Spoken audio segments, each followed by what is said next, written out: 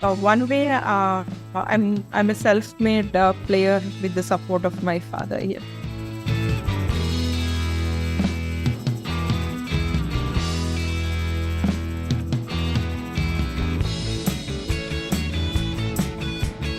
I'm practicing every day from the last 15 days. I've been in a regular practice, and of course, as any other professional, I'm also looking at openings and solving problems and playing some online stuff. Yeah, I'm just focusing on the event. Yeah.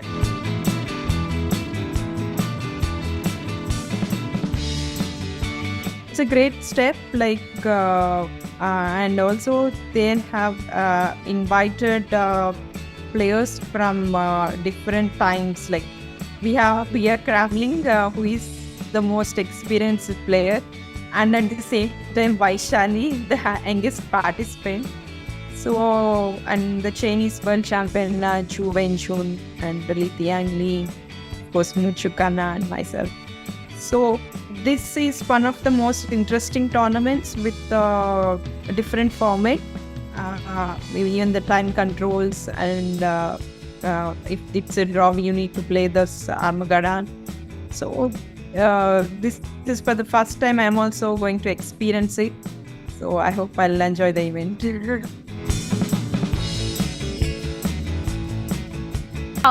This is a bit different format because the classical draw will not end there.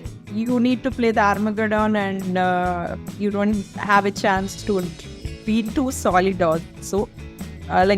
Someone has to be decisive to go to the next round. So I cannot say it will be the same strategy because the format is different. But my mind will not think about the placings at the start of the tournament. That's what I can say.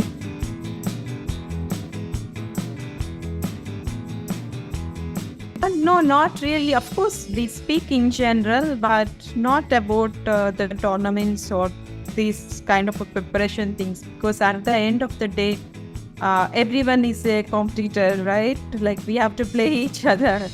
So even though whether it's an Indian or a foreigner, some other player, once you sit at the board, you only look at your opponent as a competitor, and anybody wanted to win the game.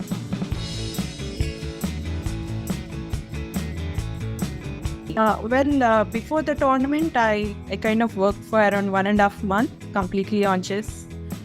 Usually nowadays, I don't get much time to focus on chess throughout the day, but I made specifically to spend more time just because of the candidates. I think somewhere from third round onwards, I started to lose the control, and that's where I lost the games, and I didn't manage to win a single game in the first round. So that was very much disappointing for me. But once the second half started, I started with Vaishali, and then I had one more win with Salimova, and the last win with Lee was very important to finish second. I would say my second half gave me full satisfaction as a player. And I didn't do well in the first half. So overall, it was a mixed kind of tournament for me. Place-wise, I'm fine. Like I didn't think too much. Like I wasn't too desperate to get first or something. I just wanted to play the game and see how things goes. Because here, each and every player is strong enough. You just need to play your game and see towards the end. When you get an opportunity, you need to take the risks. That's how I wanted to go ahead with the event. But things didn't fall well in the first half, so I had to be content with that. But overall, I think it was a good experience for me as well, because though I'm the most senior player in the event, it was not easy to play such a long tournament. I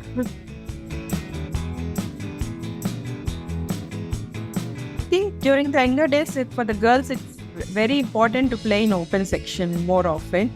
That's how I feel they'll improve their game standard, like when they compete with the higher standard players, and also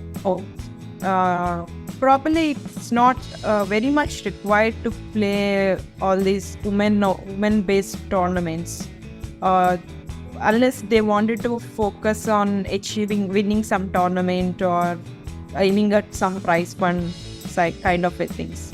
So until 16, 17, I would say they should play more often in the men's circuit and try to improve their rating and strength. Of course, once they reach that strong potentiality, they can come to women's section and they can compete for the top prizes anytime.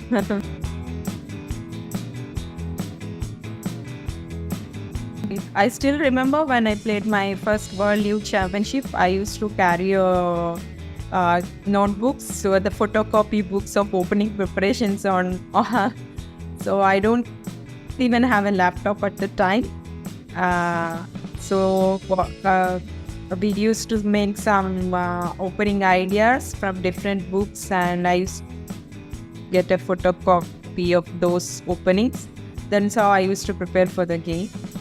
Now we have everything available, all the material online. Like you don't even need to work for hours to know some particular opening. Like you can just buy the opening theory and you can go through the files, and that's how easy to learn the openings and the basics. So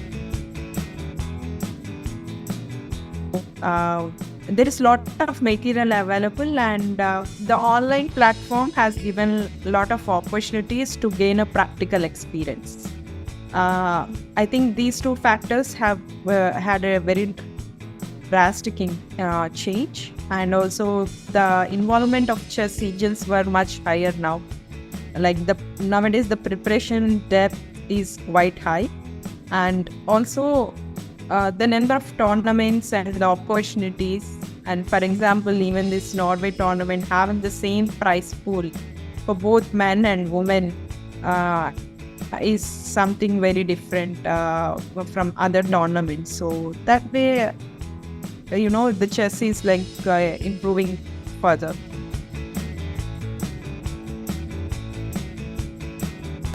After becoming a grandmaster, actually I underperformed for some time. I even lost my rating in couple of tournaments because I was just 15. I didn't have that stability to perform the same way in every tournament. But somewhere around 2006 onwards, I started, improving from that point onwards. And around 2007, I crossed the 2.6 mark, and my best rating was 2.6, 2.3 or something like that.